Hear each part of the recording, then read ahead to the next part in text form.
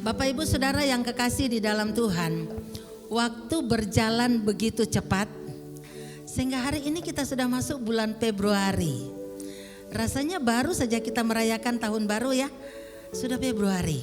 Nah, tapi saya bersyukur kepada Tuhan bahwa di awal tahun ini Tuhan terus berbicara bagi kita dan mempersiapkan kita untuk menghadapi hari-hari ke depan yang kita tidak tahu seperti apa di depan kita.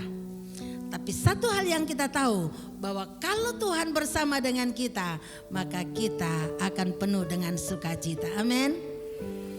Ada dua kalimat yang terus berkumandang di dalam pikiran saya di awal tahun ini, dan saya tahu bahwa itu sesuatu yang Tuhan mau disampaikan kepada Bapak Ibu Saudara. Dan sebelum-sebelumnya itu Tuhan sudah terus berbicara. Kalimat yang pertama begini, yang saya sudah khotbahkan, bersukacitalah di dalam Tuhan. Sekali lagi ku katakan, bersukacitalah. Dan itu perintah Tuhan. Tuhan mau supaya sepanjang tahun ini dan ke depannya kita tetap bersukacita. Amin. Kemudian kalimat yang kedua yang terus terngiang sejak dari akhir tahun itu begini saudara. Sekalipun dunia mengatakan dunia akan mengalami resesi, tapi anak Tuhan, saya mau kita imani ini. Sekalipun dunia mengalami resesi, tetapi anak Tuhan tetap resepsi. Amin. Tahu resepsi? Resepsi artinya kita terus ada makanan, tidak sampai kekurangan, kita kecukupan. Nah, tetapi untuk menikmati kedua hal ini, dan saya berpikir ini sesuatu yang Tuhan mau kita persiapkan. Tuhan mau mempersiapkan kita untuk menjadi orang yang tetap bersukacita dalam segala situasi. Tuhan mau mempersiapkan kita supaya kita tetap resepsi sekalipun orang lain kata dunia akan mengalami resesi, tetapi anak Tuhan tetap resepsi. Oleh karena itu firman Tuhan terus mempersiapkan kita dan mengajar kita, dan itu sebabnya dari akhir tahun kalimat ini juga saya selalu ucapkan. Setiap janji Tuhan ada syaratnya. Janji Tuhan bahwa kita akan tetap resepsi sekalipun yang lain resesi, itu akan terjadi kalau kita tahu syaratnya, laksanakan syaratnya. Janji Tuhan mengatakan bahwa kita akan tetap bersukacita di dalam Tuhan sekalipun ada banyak tantangan, tetapi itu juga akan terjadi kalau kita tahu syaratnya dan kita laksanakan syaratnya. Amin. Hari ini saya akan mengajak Bapak Ibu Saudara untuk bersama-sama belajar satu janji Tuhan lagi. Carilah dahulu kerajaan Allah dan kebenarannya, maka semuanya itu akan ditambahkan kepadamu. Amin. Kita baca sama-sama. Carilah dahulu kerajaan Allah dan kebenarannya, maka semuanya akan ditambahkan kepadamu. Ini di dalam Matius. Di dalamnya ada janji Tuhan gak ini saudara? Ada. Semuanya akan ditambahkan. Semua kebutuhan kita akan dipenuhi. Masalah kita akan diatasi. Semua beban kehidupan kita akan teratasi. Tapi ada syaratnya. Carilah dahulu kerajaan Allah. Dan pagi hari ini saya ingin mengajak Bapak Ibu Saudara untuk belajar dari satu kebenaran di dalam Alkitab dari Perjanjian Lama. Bagaimana janji ini digenapi dalam kehidupan bangsa Israel. Dan janji yang sama itu berlaku bagi saudara dan saya. Amin. Amin. Mari kita belajar di dalam kitab Hagai. Kitab Hagai pasal yang kedua, pasal yang pertama Dan kedua akan kita pelajari hari ini. Nah, saya kasih PR kepada Bapak Ibu Saudara untuk lebih menghayati apa yang dihotbahkan hari ini. Nanti pulang di rumah baca baik-baik kitab Hagai. Tetapi untuk lebih memahami kitab Hagai, Bapak dan Ibu juga harus membaca kitab Esra. Nah, saya akan coba untuk menghubungkan kedua kitab itu hari ini. Nah, latar belakang dari bangsa Israel. Bangsa Israel jadi latar belakang dari kitab Hagai. Bangsa Israel adalah umat pilihan Tuhan. Umat pilihan Tuhan yang sudah melihat, merasakan pertolongan, penyertaan, bahkan mujizat Tuhan terjadi dalam hidup mereka. Saudara dan saya sama dengan bangsa Israel. Bapak dan Ibu adalah umat pilihan Tuhan, katakan amin. Bapak dan Ibu sudah merasakan pemeliharaan Tuhan, penyertaan Tuhan, mujizat Tuhan. Sudah? Pada saat pandemi, pada saat semua orang mengalami krisis, apakah kita mengalami krisis? Tidak, kita tetap bisa makan dan minum, dicukupkan oleh Tuhan karena pemeliharaan Tuhan. Jadi kita dan bangsa Israel sama. Tapi saya harap kita berbeda dalam poin yang kedua. Mereka tidak setia kepada Tuhan dan menyembah kepada berhala. Sepanjang raja-raja, sepanjang kitab hakim-hakim sampai kepada kitab raja-raja dan Tawarik, itu orang Israel menjadi orang Israel yang tomat. Tomat itu apa?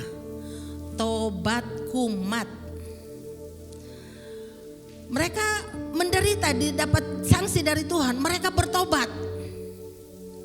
Kalau mereka sudah ditolong oleh Tuhan, mereka senang lagi, kecukupan lagi, kumat lagi, menyembah berhala lagi. Begitu terus berputar. Sampai pada akhirnya Tuhan yang adil itu mendisiplin mereka, mendidik mereka, dan akhirnya mereka dibawa ke dalam pembuangan. Mereka ditawan ke Asyur dan ditawan ke Babel. Tapi waktu mereka ada di dalam penderitaan biasa, mereka mulai sadar kami perlu Tuhan. Waktu mereka ditawan, dibawa dari Yerusalem, dibawa dari Israel dan dibawa ke negeri asing, jadi budak di sana, mereka mulai sadar, mereka tobat lagi. Setiap saat mereka kumpul-kumpul di pinggir sungai, mereka berdoa bersama, mereka mulai mencari Tuhan. Dan waktu seperti itu, setelah cukup 70 tahun lamanya, orang Israel kembali ditolong oleh Tuhan. Dan mereka akhirnya Tuhan mendengar doa mereka, dan akhirnya pada zaman pemerintahan Koreshi mereka diizinkan untuk pulang ke Yerusalem, pulang ke negara asal. Dibebaskan dari perbudakan. Kita bisa buka itu di dalam Esra pasal 1 ayat yang ketiga. Di sana dikatakan demikian. Beginilah perintah Kores raja Persia, segala kerajaan di bumi telah dikaruniakan kepadaku oleh Tuhan Allah semesta langit. Ia menugaskan aku untuk mendirikan rumah baginya di Yerusalem yang terletak di Yehuda. Siapa di antara kamu termasuk umatnya, Allahnya menyertainya. Biarlah ia berangkat pulang ke Yerusalem yang terletak di Yehuda dan mendirikan rumah Allah Tuhan Allah Israel, yakni Allah yang diam di Yerusalem. Waktu mereka bertobat, mereka berseru kepada Tuhan. Tuhan pakai raja kafir, raja yang tidak mengenal Tuhan. Tuhan pakai untuk membebaskan mereka dan kasih pengumuman, siapa di antara kalian yang adalah umat Tuhan dan mau pulang ke Yerusalem untuk membangun rumah Allah, silahkan. Kemudian mereka banyak sekali daftarnya di situ. Mereka pulang ke Yerusalem. Itu tertulis di dalam kitab Esra. mereka pulang ke Yerusalem dengan satu tujuan, untuk membangun rumah Tuhan. Nah, saudara yang kekasih di dalam Tuhan, membangun rumah Tuhan di sini pada saat itu berbicara tentang bait Allah. Tapi tahukah saudara bahwa bait Allah itu tidak hanya berbicara mengenai bait Allah yang bangunan, tidak hanya berbicara mengenai rumah Tuhan dalam bentuk bangunan seperti gereja, tetapi yang paling penting adalah rumah Tuhan berbicara mengenai hidup kita. Saudara dan saya adalah rumah Tuhan. Amin. Firman Tuhan katakan, tidak tahukah kamu bahwa kamu tubuhmu adalah bait Roh Kudus. Kita terdiri dari dua tubuh. Ada tubuh jasmani yang bisa dipegang, yang kalau dipukul rasa sakit, yang kalau tidak dikasih makan rasa lapar. Tetapi kita juga punya tubuh rohani yang membutuhkan hal-hal yang sifatnya rohani, yaitu hubungan dengan Tuhan. Dan hari ini Tuhan berbicara kepada saudara dan saya. Siapa di antara saudara yang adalah umat Tuhan, mari kita kembali membangun rumah Tuhan dan membangun bait suci hidup kita. Amin. Membangun, memulihkan hubungan kita dengan Tuhan. Dan kita melihat akhirnya mereka pulang ke Yerusalem dan di sana mereka membangun bait Allah. Dalam tahun kedua setelah mereka sampai ke Yerusalem, tahun pertama mereka tidak langsung membangun bait Allah. Tahun kedua setelah mereka sampai, mereka mulai meletakkan dasar bait Allah yang dulu sudah ada tapi sekarang sudah hancur. Mereka mulai meletakkan batu pertama, peletakan batu. Tetapi ternyata untuk membangun kembali bait Allah tidak semudah yang kita bayangkan, karena ada oknum-oknum yang tidak suka melihat bait Allah didirikan, dan tetangga mereka tidak melihat itu. Tetangga, negara-negara tetangga tidak suka melihat bait Allah didirikan, sehingga mereka mulai menghalangi pembangunan itu. Dalam hidup kita juga sama. Pada saat kita mulai berkomitmen untuk setia kepada Tuhan, pada saat kita mulai berkomitmen untuk mulai kembali memperbaharui kehidupan kerohanian kita, selalu ada tantangan. Orang Israel mengalami hal yang sama. Tantangannya apa? Kalau pada saat itu bangsa-bangsa di sekeliling mereka tidak mau melihat mereka membangun bait Allah. Tetapi kita, musuh kita yang tidak kelihatan juga tidak senang melihat kita mulai memperbaharui kehidupan kerohanian kita. Dan musuh kita akan memakai orang-orang yang ada di sekeliling kita untuk menghalangi kita untuk setia beribadah. Saudara tahu apa saja yang musuh kita si iblis bisa pakai? Anak bisa jadi penghalang. Pada saat kita mau rajin beribadah, tiba-tiba anak kita bawel. Kita sudah siap mau ke gereja, tiba-tiba anak nangis. Kita sudah siap-siap mau ini, tiba-tiba suami, tiba-tiba istri dan sebagainya. Atau kita mau doa. Nah, siapa yang berkomitmen mau mulai rajin berdoa? Tidak usah angkat tangan, tapi dalam hati saja. Tapi kenyataannya, waktu kita mulai berdoa, kalau saudara yang mengalami pergumulan ini, cukup saudara kasih senyum kepada saya tahu bahwa saudara bergumul bersama dengan saya. Waktu mulai mau komitmen mau berdoa, ambil waktu berdoa. Tiba-tiba bunyi telepon, kring. Itu telepon dari siapa? Akhirnya konsentrasi untuk doa hilang. Banyak yang senyum. Sama, kita mau mulai berdoa. Tiba-tiba anak berteriak, "Mama, masak apa?" Kita mau mulai, mau siap-siap, mau KKA. Tiba-tiba ingat, ya cucian masih banyak. Ya, saya belum masak. Ini semua jadi tantangan. Ya, tidak mengancam nyawa kita, tetapi itu tantangan yang bisa mengalihkan perhatian kita. Kita mau setia, tiba-tiba ada aja. Betul saudara? Tapi saya mau katakan, firman Tuhan mau supaya yang terutama dalam hidup kita adalah Tuhan.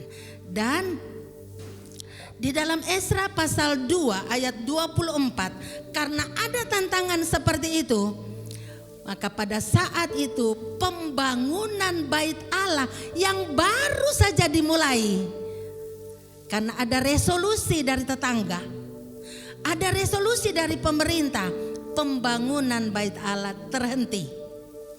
Dan pembangunan bait Allah itu terhenti sampai 18 tahun. Bayangkan saudara, saudara bangun pondasi, kemudian dihentikan, 18 tahun kemudian baru dibangun lagi, pondasi masih aman. Hancur saudara. Dan hari ini kita akan belajar bersama-sama bagaimana Tuhan mengingatkan bangsa Israel supaya pembangunan itu dilanjutkan kembali. Kita buka di dalam kitab Hagai.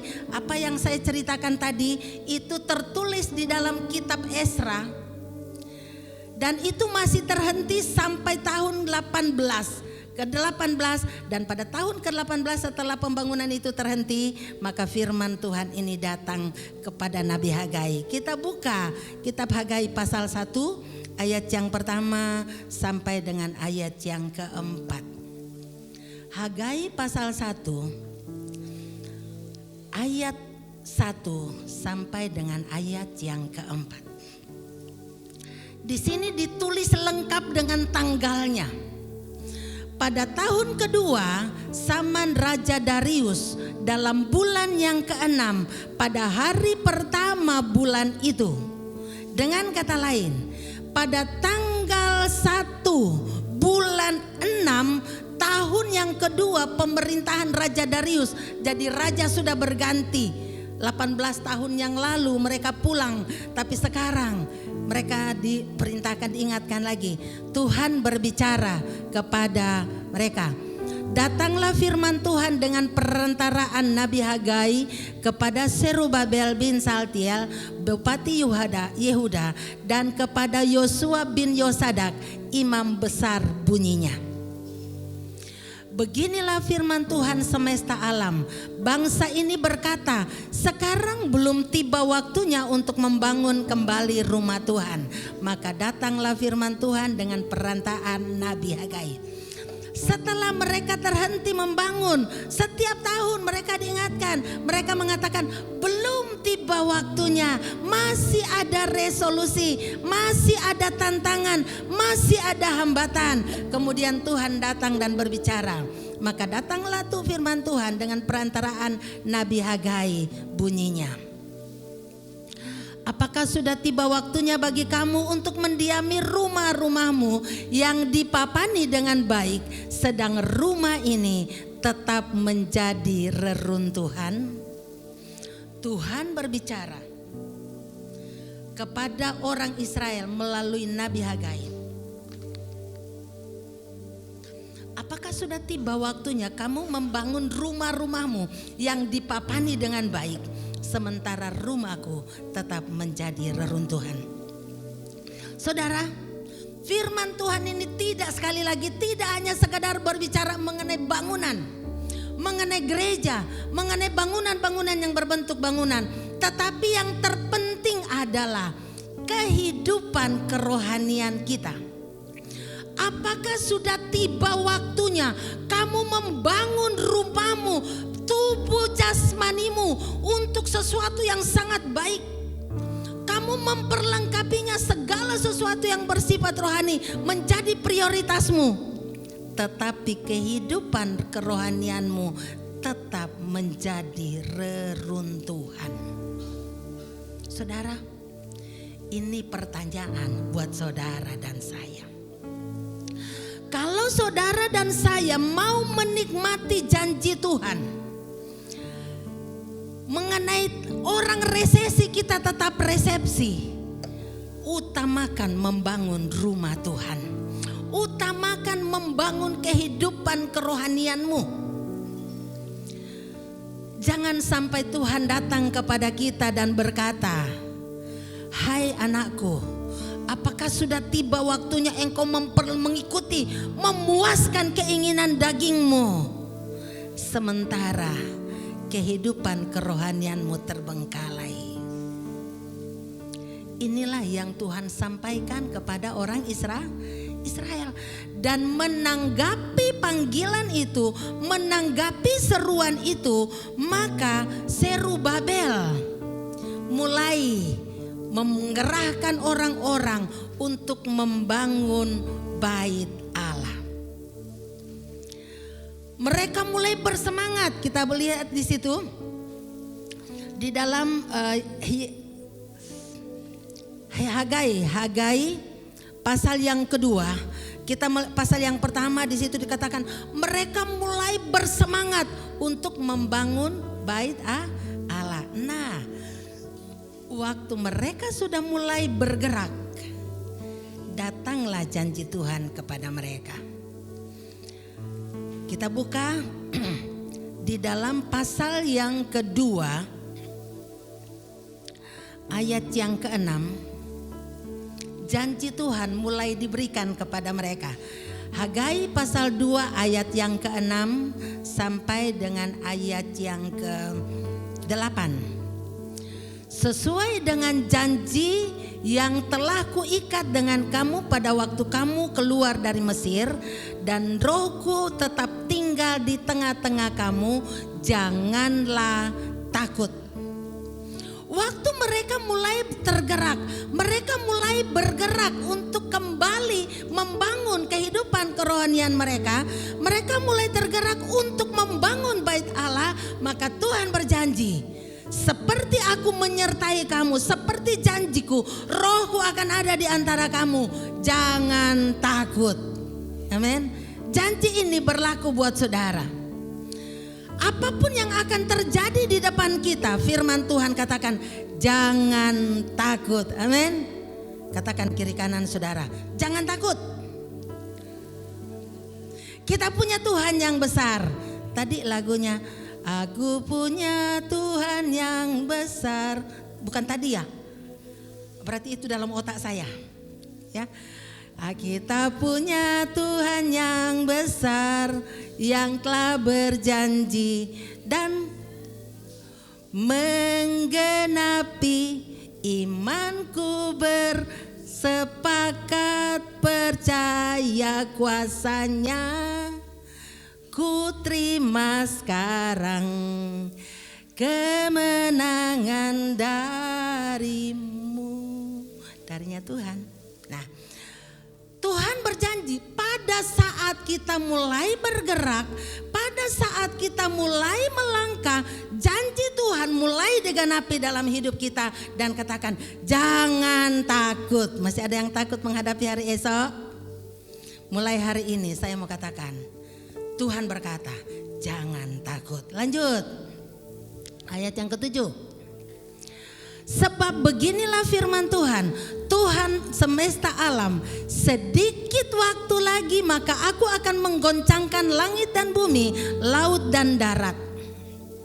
Aku akan menggoncangkan segala bangsa, sehingga barang-barang yang indah-indah kepunyaan segala bangsa datang mengalir. Maka aku akan memenuhi rumah ini dengan kemegahan Tuhan semesta alam.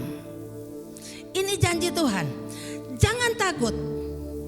Sekalipun krisis ada, jangan takut, karena Tuhan yang akan memenuhi kebutuhan kita. Tetapi kembali lagi, kita lanjut pembacaannya di dalam pasal 2 ayat yang ke-10. Ayat yang ke, maaf ini kacamata, perlu kacamata nih. Ayat yang ke-16 sampai 19.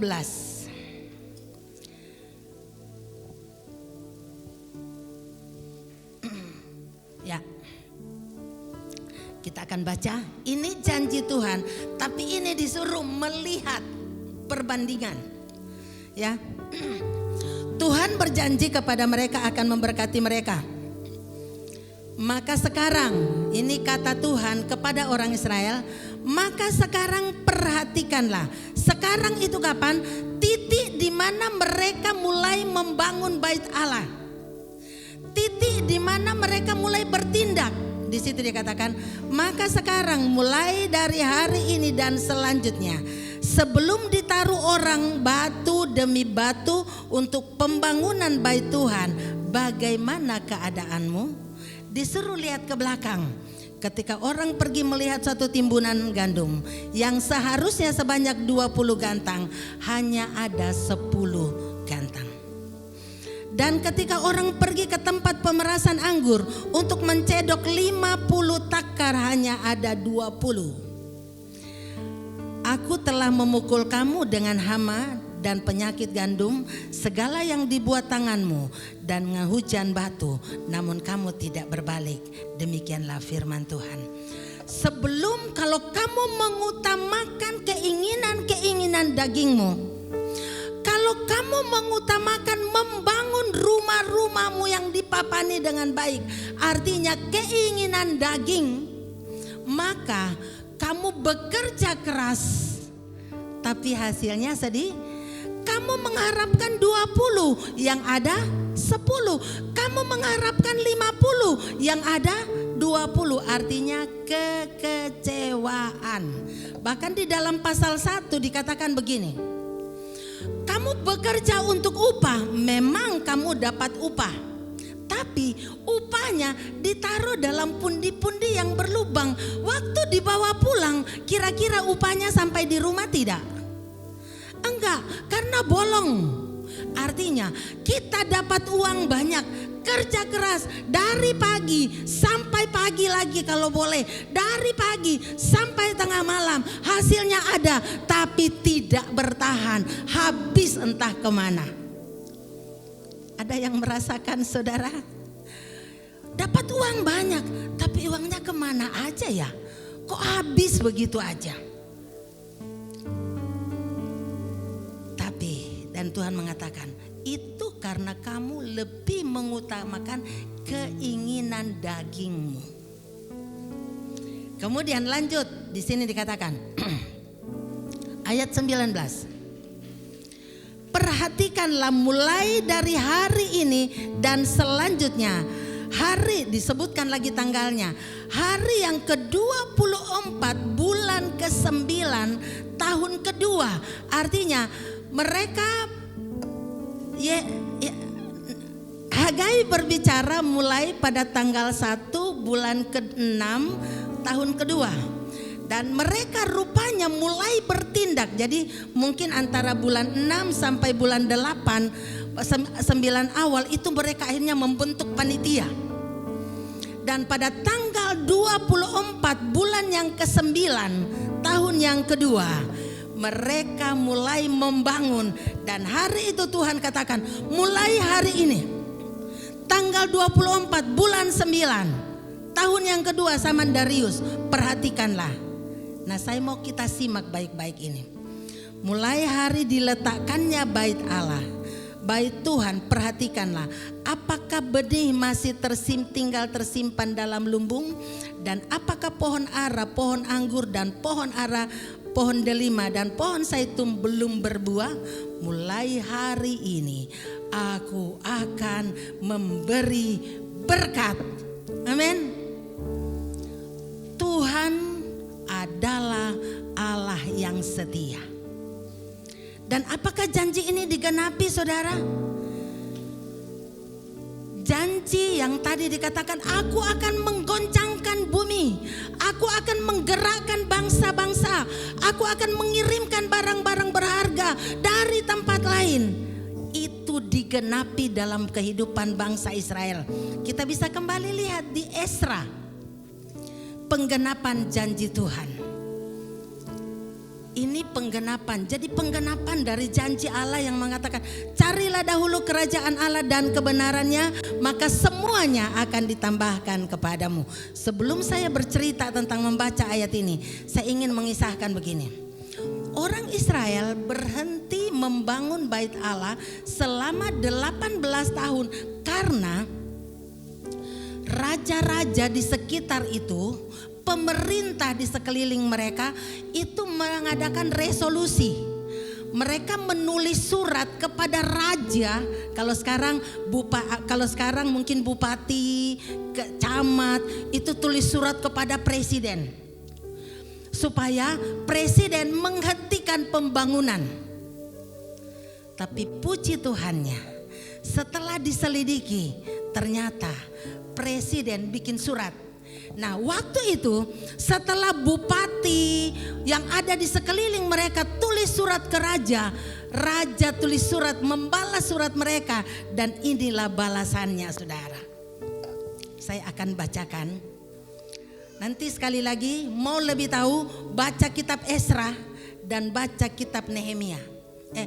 Nehemia, Esra dan Hagai itu sesuatu yang bergabung. Saya bacakan. Oleh sebab itu, hai Tatnai. Tatnai itu adalah bupati yang menulis surat ke raja. Bupati daerah seberang Sungai Efrat dan Setar Bosnai serta rekan-rekanmu para penggawa daerah seberang Sungai Efrat. Ini semua yang menulis surat kepada raja. Hendaklah kamu menjauhkan diri dari sana. Menjauhkan diri dari orang-orang Israel yang sedang membangun bait Allah. Biarkanlah pekerjaan membangun rumah Allah itu. Bupati dan para tua-tua orang Yahudi boleh membangun rumah Allah itu di tempatnya semula. Dan ini yang paling menarik.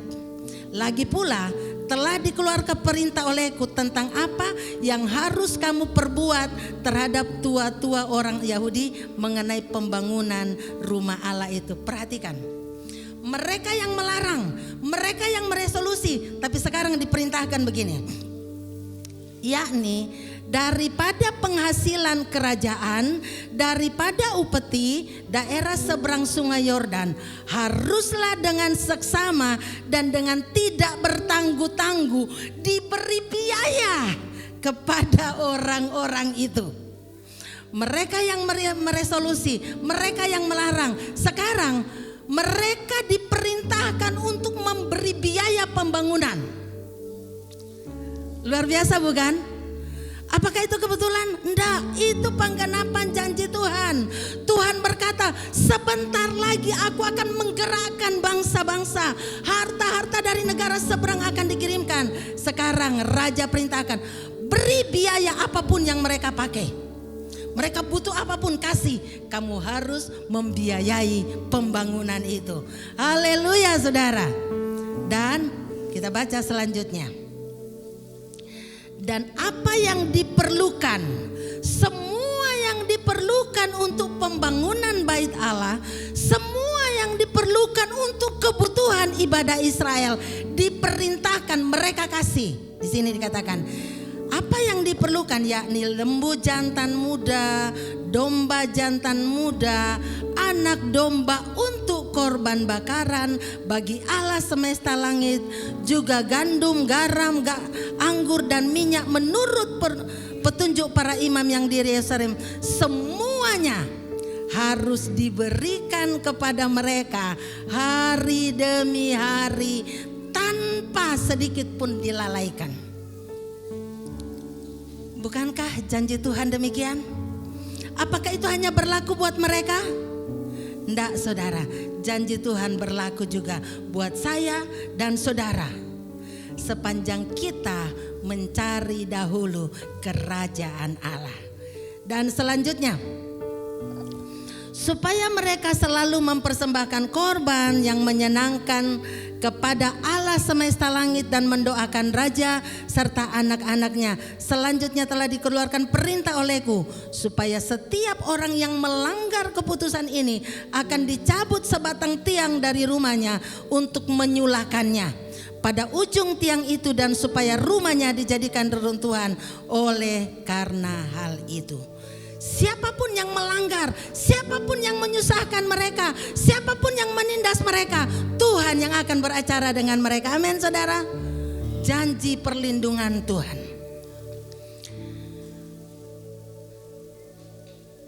Kemudian biarlah ia merobohkan setiap raja dan setiap bangsa yang mengacungkan tangannya untuk melanggar keputusan ini dan membinasakan rumah Allah yang di Yerusalem. Darius yang mengeluarkan perintah ini, hendaklah itu dilakukan dengan seksama. Dan singkat cerita, orang Israel menyelesaikan pembangunan rumah Tuhan, dan hari lepas hari semua kebutuhan mereka disediakan oleh siapa? Orang kafir. Amin. Apakah ini hanya berlaku pada zaman itu? Enggak, saudara. Sampai hari ini Tuhan melakukan itu. Tuhan yang akan menggerakkan orang-orang yang akan memenuhi kebutuhan saudara dan saya, sepanjang kita mencari dahulu kerajaan Allah dan kebenarannya. Tapi seringkali kita mencari dahulu kebutuhan. Salahkah kita bekerja? Tidak. Kita harus bekerja, tapi jangan itu jadikan nomor satu. Tuhan kasih kita waktu 6 hari untuk bekerja. Kita luangkan hari ke-7 untuk mencari Tuhan. Kalau kita mau menikmati ini, cari dahulu kerajaan Allah dan kebenarannya. Dan pagi hari ini saya mendorong Bapak Ibu Saudara supaya kita belajar mengenal Tuhan kita. Belajar mengenal firman Tuhan supaya kita bisa melakukannya melalui apa? Melalui rajin belajar firman Tuhan, bergabung dalam KKA yang sudah ada. Amin. Mari kita jadikan firman Tuhan sebagai sesuatu yang kita sangat butuhkan. Sebagaimana tubuh jasmani kita butuh makanan, butuh minuman, tubuh rohani kita juga butuh makan dan minum. Makan dan minum tubuh rohani kita apa? Melalui komunikasi dengan Tuhan, melalui baca firman Tuhan, melalui melakukan firman Tuhan. Dengan demikian, menjadi pelaku firman, maka janji Tuhan akan digenapi dalam hidup kita. Janji Tuhan, ya dan amin. Kalau jemaat mau tetap resepsi sekalipun di luar sana orang resesi, cari dahulu kerajaan Allah dan kebenarannya, maka semuanya akan ditambahkan kepadamu. Amin, saudara. Saya tidak tahu, tapi jujur saya katakan, dari akhir Desember kalimat janji Tuhan ya dan amin, janji Tuhan selalu ada syarat. Dan saya percaya kalau Bapak Ibu mendengarkan saya ngomong atau apa, ini selalu terungkap setiap saat. Betul enggak? Selalu. Dan awal tahun selalu diawali dengan sekalipun orang lain mengalami resesi, dunia mengalami resesi, tapi anak-anak Tuhan akan tetap resepsi. Amin. Terima kasih buat yang mengaminkan. Saya selalu mengaminkan itu. Tetapi itu tadi ada syarat-syaratnya apa?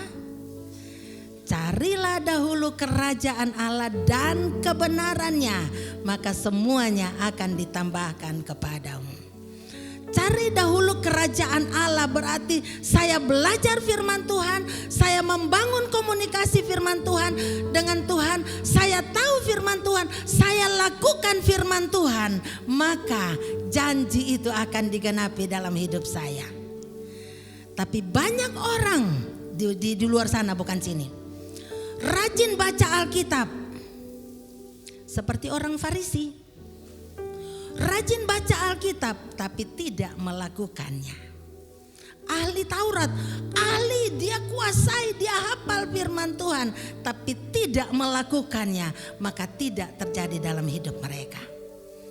Tapi siapa yang belajar dan melakukannya, maka janji ini akan digenapi. Saya akan mengakhiri dengan kesaksian ini. Suatu saat saya masih mahasiswa.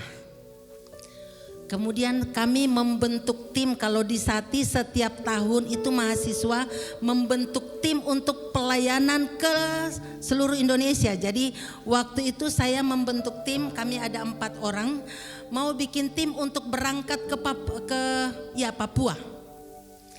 Tapi untuk ke Papua, Sati tidak menyediakan transport buat kami. Jadi kami harus beriman. Kemudian saya dengan 4 teman saya itu membentuk tim untuk kami berangkat ke Papua. Kami mulai hitung-hitung. Kami harus beli tiket ke Papua itu belum pesawat, naik kapal laut. Naik kapal laut berapa hari ya waktu itu saya sudah lupa karena sudah saking lamanya. Tapi kami enggak punya uang. Terus kami semua, tim saya bukan orang kaya, sehingga kami tidak bisa minta kepada orang tua, dan kami hanya berdoa setiap saat. Suatu saat kami berdoa begini, Tuhan, kami akan berangkat ke Papua, tapi kami tidak punya uang untuk beli tiket. Tapi Tuhan, kami percaya Tuhan akan menyediakan. Tiba-tiba ayat yang tadi saya baca dan dia katakan sedikit waktu lagi, saya bacakan kembali di dalam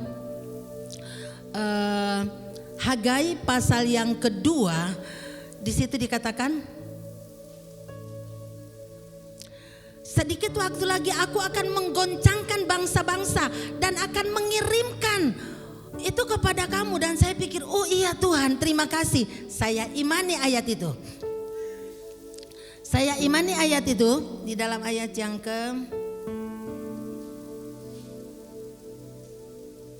berapa tadi?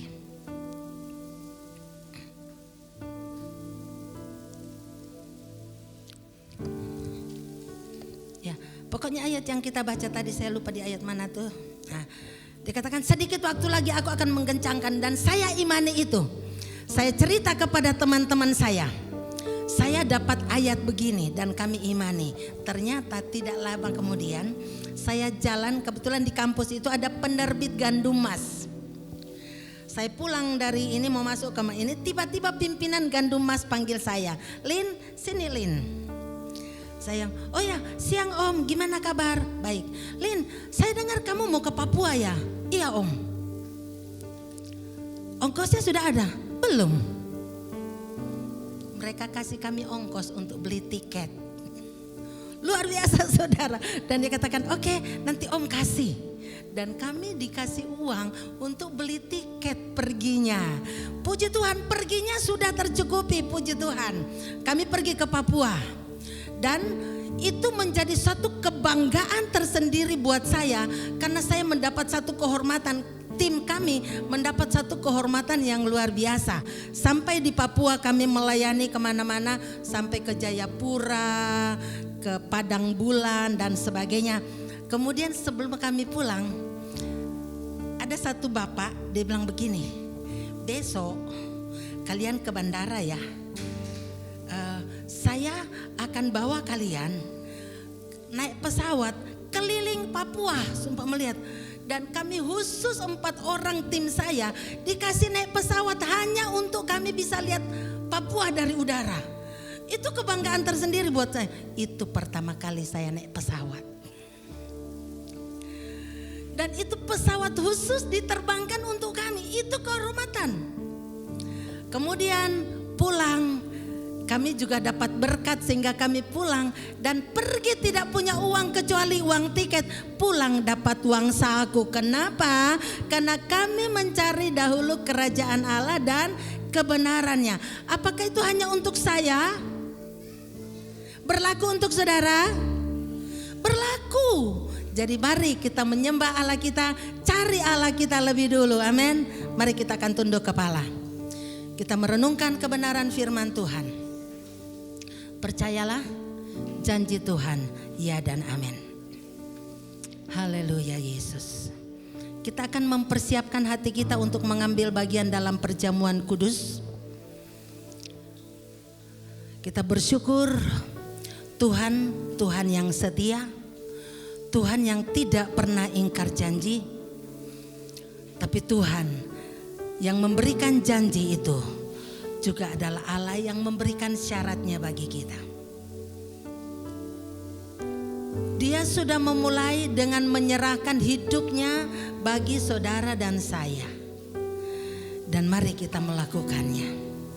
Bapa kami yang di sorga, kami bersyukur kepadamu karena anugerah-Mu, karena kasih-Mu, karena janji-Mu yang Tuhan nyatakan dalam hidup kami. Ajar kami Bapa untuk terus belajar kebenaran firman-Mu, untuk terus membangun hubungan pribadi dengan Engkau, sehingga kami terus menerus menjadi pelaku firman-Mu. Dan kami akan menikmati janji-Mu yang Engkau nyatakan buat kami. Terpujilah nama-Mu, dalam nama Tuhan Yesus kami berdoa. Haleluya, amin. Mari para tugas silakan berdiri di depan dulu. Kita akan berdoa untuk unsur-unsur perjamuan kudus ini. Terima kasih Tuhan. Bapa Surgawi, pada saat ini Tuhan, kami sudah mendengarkan kebenaran firman-Mu. Kami mau mengambil bagian dalam perjamuan kudus. Biarlah Tuhan akan sucikan, kuduskan unsur-unsur perjamuan kudus ini. Agar sesudah kami mengambil bagian di dalamnya, iman kami akan semakin bertumbuh, kesetiaan kami akan semakin meningkat, dan kehausan kami akan kebenaran firman-Mu dan persekutuan dengan Engkau akan semakin berkobar-kobar. Sucikan, kuduskan unsur-unsur perjamuan kudus ini, karena kami mau mengambil bagian di dalamnya, dalam nama Bapa, Anak, dan Roh Kudus. Haleluya, amin. Silakan unsur-unsur perjamuan dibagikan.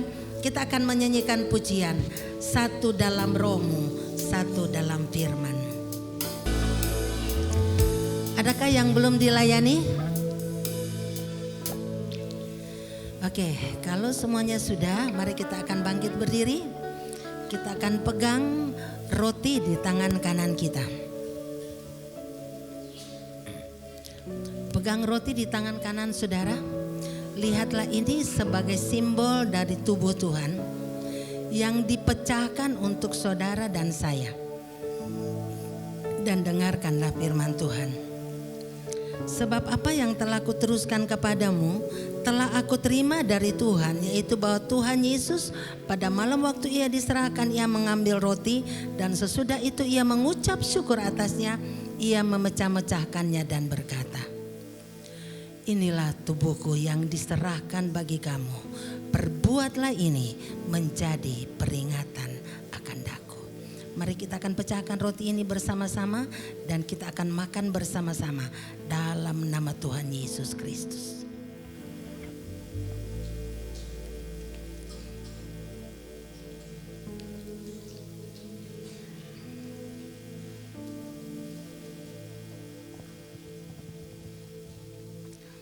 Angkatlah cawan di tangan kanan saudara. Dan lihatlah dengan iman saudara. Dari setiap luka yang disebabkan oleh pukulan dan cambukan, mengalir darah suci, darah Tuhan yang tidak berdosa, tetapi dijadikan berdosa karena saudara dan saya. Dia harus menanggung beban dosa kita, supaya kita diselamatkan. Dan dengarkanlah firman Tuhan. Demikian juga ia mengambil cawan sesudah makan lalu berkata, cawan ini adalah perjanjian baru yang dimeteraikan oleh darahku. Perbuatlah ini setiap kali kamu meminumnya menjadi peringatan akan daku. Mari kita akan minum bersama-sama dalam nama Tuhan Yesus Kristus.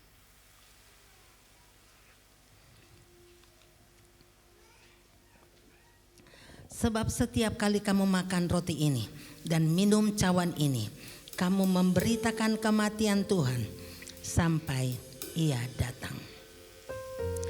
Mari kita ambil waktu-waktu sejenak untuk mengucap syukur kepada Tuhan. Karena kasih-Nya yang begitu besar. Terima kasih Tuhan. Terima kasih buat anugerah-Mu. Terima kasih buat pengorbanan-Mu. Terima kasih Tuhan karena Engkau melayakkan kami. Engkau mengangkat kami menjadi anak-anak-Mu. Engkau Allah yang rela turun ke dalam dunia ini demi mengangkat dan menyelamatkan kami.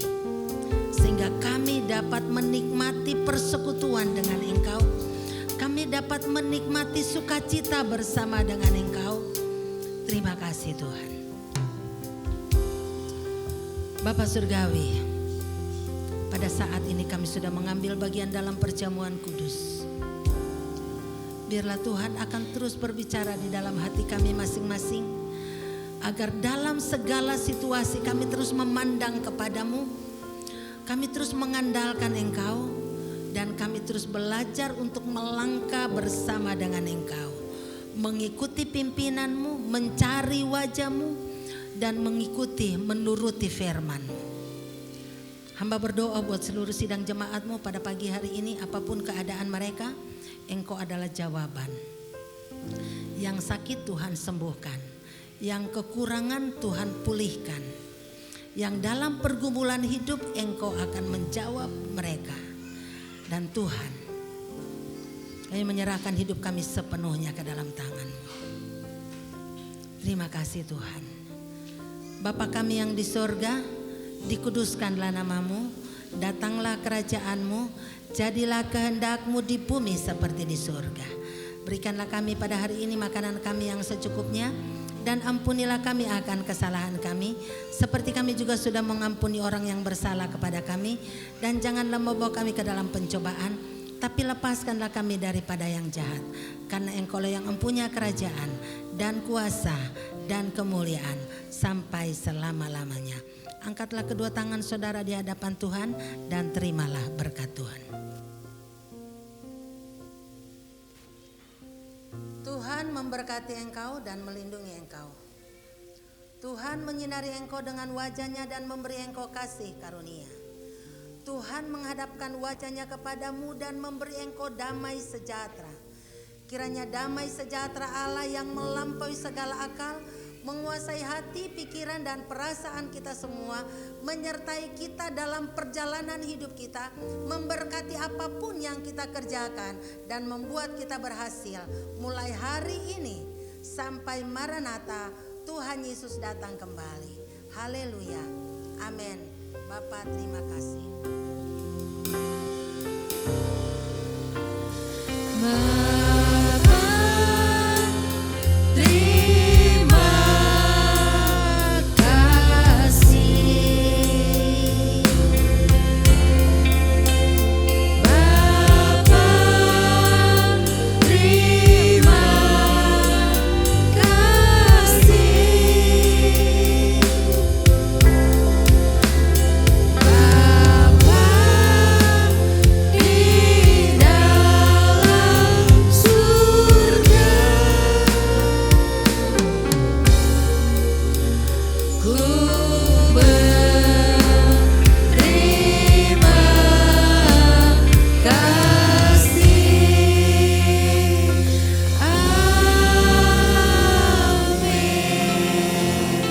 Selamat pagi, Tuhan memberkati. Silakan duduk.